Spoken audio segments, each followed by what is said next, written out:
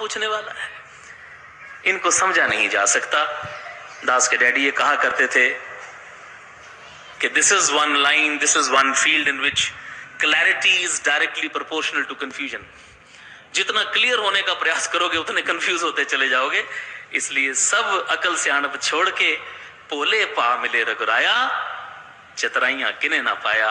ये इंटेलेक्ट की बातें, ये चतुरता की बातें बख्शिश करो साथ संगत। इनको छोड़ के इनके सामने संपूर्ण समर्पण हो जाए, आसान हो जाती है जिंदगी, आनंद ही आनंद हो जाता है। हर तरफ देख के खुशी होती है, किसी को देख के तकलीफ नहीं होती, किसी को देख के ये मुस्कुराहट रुकती नहीं। अंत में बस वही कह के आपसे इजाजत चाहूंगा कि किसी ने पूछ लिया कि फिर इस लाइन पे चलते हुए क्या निशानी है, मुझे कैसे पता लगे कि मैं ठीक जा रहा हूं, मेरी हेल्थ ठीक है, मैं हेल्दी हूं। तो दास को उस समय और तो कुछ सूझा नहीं, सिर्फ यही दास ने बेनती की कि भाई साहब जी यहां खड़े होकर चारों तरफ नजर दौड़ाओ और वो चेहरे गिनो जिन चेहरों को देख के आपका आनंद खराब होता है। ऐसे देख रहे खुश हो रहे, खुश हो रहे, खुश हो रहे, ऐ कित्थों आ गया। जितने जिंदगी में वो चेहरे कम है उतने आप ठीक जा रहे हो। अगर किसी को देख के भी मेरा आनंद खराब नहीं होता, मुझे आनंद आता है, मुझे मजा आता है, मुझे खुशी मिलती है कि सच्चे बादशाह शुक्र है, ये भी आया है, ये भी आया है, ये भी आया है, इनके दर्शन भी हुए, इनके दर्शन भी हुए, और क्या चाहिए मुझे सेहत से। यही गुरसिक की सेहत है। और जहां मेरे मन में कड़वाहट आती है कि ये ऐसे क्यों बैठा है, ये ऐसे क्यों खड़ा है, ये क्यों आया है, ये क्यों नहीं गया, ये क्या कर रहा है, इसने क्या पहना है, इसने क्या बोला है, वो जितनी तकलीफें मैंने अपने अंदर घेर रखी हैं, समझ लीजिए उतनी मेरी सेहत खराब है। बख्शिश करो साथ संगत।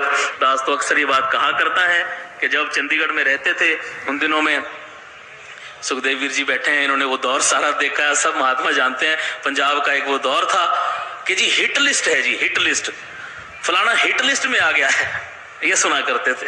दास एक दिन सोच रहा था कि हिट लिस्ट तो चलो छोड़ो, अपनी जिंदगी के हेट लिस्ट बनाए कि कितने लोगों को हेट करता हूं। वो जो हेट लिस्ट है एक बार बना के देखें। दास ने एक बार भी ये बात चरणों में रखी थी, हेट लिस्ट बनाए एक थोड़ा टाइम निकाल के, ये मुझे अच्छा नहीं लगता, ये अच्छा नहीं लगता, ये अच्छा नहीं लगता। कितने होंगे? 5, 10, 50, 100, इससे ज्यादा कहां होंगे।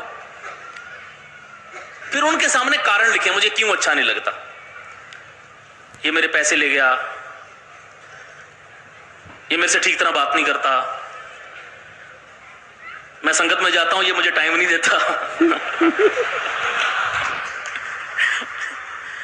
ऐसे ऐसे कारण मिलेंगे साथ संगत, यकीन कीजिए ऐसे ऐसे कारण मिलेंगे।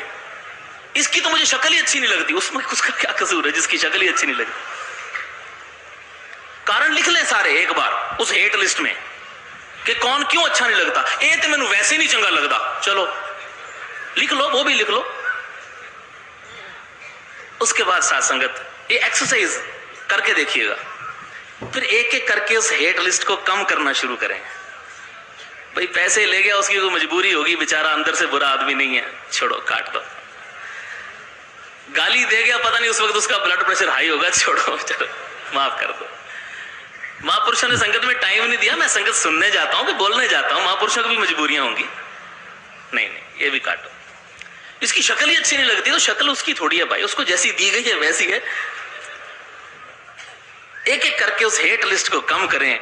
साथ संगत वो जितनी जितनी कम होगी वो रिक्त स्थान सिर्फ और सिर्फ आनंद से भरेगा, सिर्फ और सिर्फ खुशियों से भरेगा, सिर्फ और सिर्फ रहमतों से भरेगा।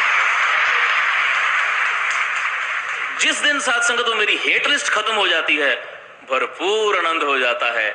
फिर मैं दुनिया में राजा हूं, फिर मैं बादशाह हूं, फिर मुझे क्या लेना देना। जब मुझे कोई जिंदगी में डिस्टर्ब ही नहीं कर सकता, किसी की प्रेजेंस मुझे डिस्टर्ब नहीं कर सकती, तो हर तरफ से क्या मिलेगा? सिर्फ खुशी मिलेगी, सिर्फ आनंद मिलेगा।